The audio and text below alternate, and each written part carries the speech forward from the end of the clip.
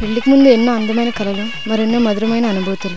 చిన్ననాటి నుంచి తన ఆలనాపాలను చూసిన వారిని వదిలేసి ముక్కు మొహం ఎరిగిన వ్యక్తిని నమ్మి మిట్టి నింటి అడుగు పెడుతున్న కొందరి ఆడపడుచుల జీవితాల్లో అత్తింటి వారు భర్త పెట్టే బాధలను భరించలేక వారి ఆధిపత్యాన్ని సవాలు చేస్తూ ఈ విశాల ప్రపంచంలో తనకంటూ ఒక స్థానాన్ని సంపాదించడానికి కృషి చేస్తున్న ఆ ముగ్గురే ఈనాటి మన ఆదర్శ మహిళలు.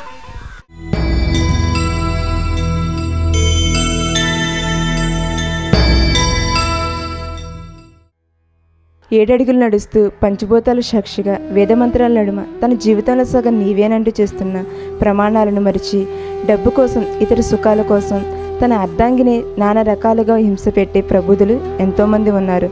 కొందరు ఆ హింసను భరించలేక ముందుకొచ్చి తమ గొడవను సమాజానికి వెలబోస్తుంటే మరికొందరు 4 గోడల మధ్య మొగగా రోధిస్తున్నారు. కొందరు వాటిని తట్టుకోలేక తనువు చాలుస్తున్నారు.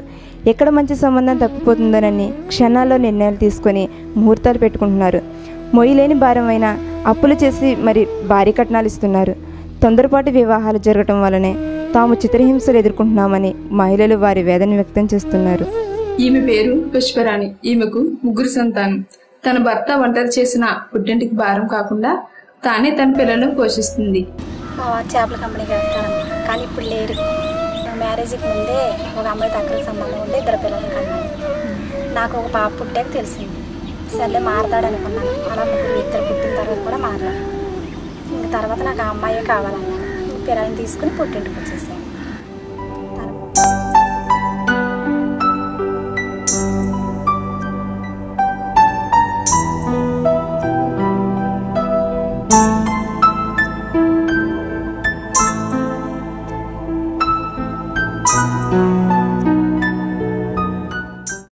తన పేరు లక్ష్మి. ఈమెకు 2 ఆడపిల్లలు.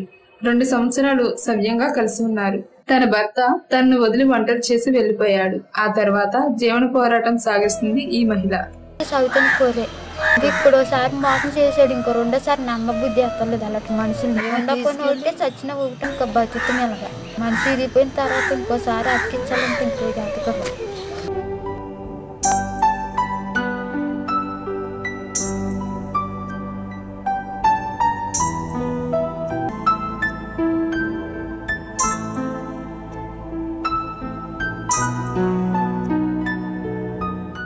ఈమె పేరు వెంకటలక్ష్మి. ఈమెకు ఒక అమ్మాయి.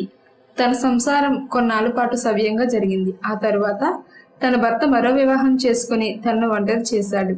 తన పిల్లలను తానే పోషిస్తుంది. కన్నా బిడ్డ అనేసి నేను ఆ బిడ్డను అలా చేసుకుంటూ పోషించుకుంటూ అలాగ వచ్చానండి. నాకు తల్లి ఉందండి, ఆవిడ పని చేయలేదండి, ఇంటికాడే ఉంటుందండి, పాపను చూసుకుని ఇంటికాడే ఉంటుందండి.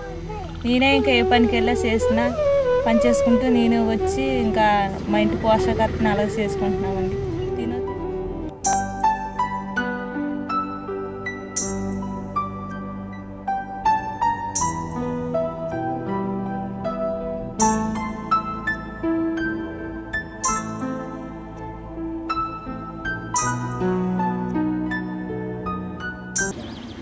తను వదిలేసిన తర్వాత పిల్లల్ని తీసుకుని పుట్టింటికి వచ్చారండి. పుట్టింటికి వచ్చిన తర్వాత ఇంకా సూటి పొట్టి మాటలు, మా వదినోళ్ళు పిల్లల్ని చూస్తున్నారంటాం, ఇవన్నీ భరించలేక అమ్మగారింటి దగ్గరే వేరే హౌస్ తీసుకుని పిల్లల ముగ్గురిని పెంచుకుంటూ వచ్చానండి. కానీ అమ్మగారిని కానీ అన్ని వాళ్ళని కానీ ఎవరిని ఆశించకుండా బతికానండి. అప్పుడు ఉంటే చాలా బాధపడేదాన్ని. ఇప్పుడైతే నా పిల్లలు నన్ను కష్టం అంటే తెలియకుండా అందరం పని చేస్తున్నాము, కష్టం లేకుండా.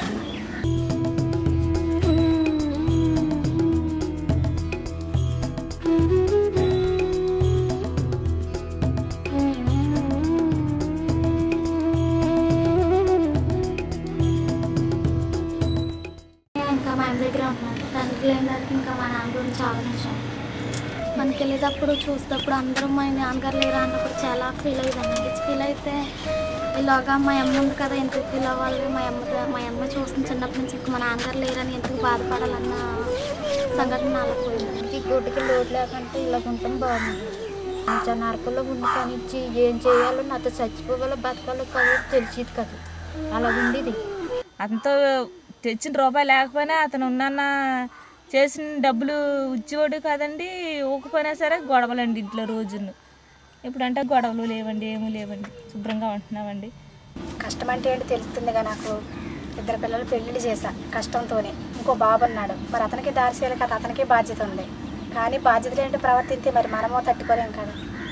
పెళ్ళి అయిన తర్వాత ఆ మనిషి ఎలాంటోడు ఆ బుద్ధులు మంచి కాదు, వ్యసనాలు ఉన్నాయని తెలిసిన తర్వాత మనం ఏం చేయగలమండి? ఏమీ చేయలేమండి.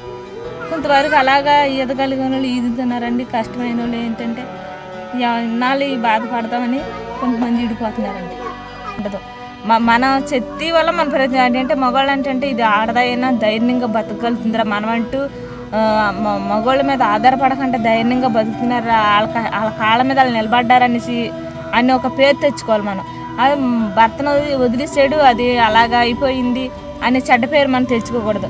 భర్త వదిలేసినా సరే మంచిగా చెడు సాహసాలకు లోను కాకుండా మంచిగా మనం చేసే ప్రతి పనిలో కూడా మంచి చేసుకొని మన ఎదరికి ముందుగా నడిచినప్పుడు మన తల్లిదండ్రులకి పేరు వస్తుంది, మన భవిష్యత్తు కూడా ఎదరికి బాగుంటుంది. కొన్ని విధాలకు మాట్లాడినారు, అయినా పట్టించుకోండి.